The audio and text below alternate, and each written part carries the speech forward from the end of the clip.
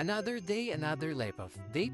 Nandito ngayon tayo sa Mall of Asia kung saan dito located yung Museo del Galeon. And 675 yung adult ticket nga pala guys. As of May 2026, bukod dun sa malaking barko, mayroong mga interactive sila dito na screen kung saan maintindihan mo yung mga trade routes sa buong mundo. At meron silang massive full scale ng Galeon Espiritu kung saan yan pumasok nga tayo and nakita natin kung paano ang itsura ng isang Galeon Spiritu. Siyempre may mga canyon sila dyan pang protekta. Ito naman sa tingin ko ito yung mga tine-trade nila ng mga raw materials. At dito naman makikita nyo naman dito yung mga food stock nila.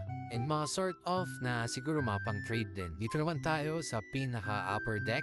Dito talaga nagulat ako para akong bumalik sa pagka-Boy Scout kasi nakalagay dito yung mga iba't ibang klaseng nut tie. Kung nag-Boy Scout kayo or Girl Scout, alam na alam niyan guys. At ito nga, may mga interactive sila dito na kung saan kung marunong kang gumamit ng compass, ayan, meron sila mga mini-games. Ito na nga pala yung pinaka-upper deck na kung saan dito nakapweste mga big boss. Siguro kung nakasama ako sa trade nila dati, siguro nagpaiwan na ako sa ibang bansa. Kasi kung isipin mo, maunlad na talaga sila eh.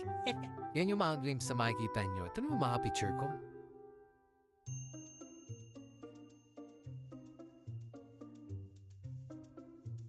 Ito yung pinaka-favorite ko na shot. And by the way guys, maganda punta kayo ng October ngayong taon kasi bubuksan nila yung ibang gallery. Let's go!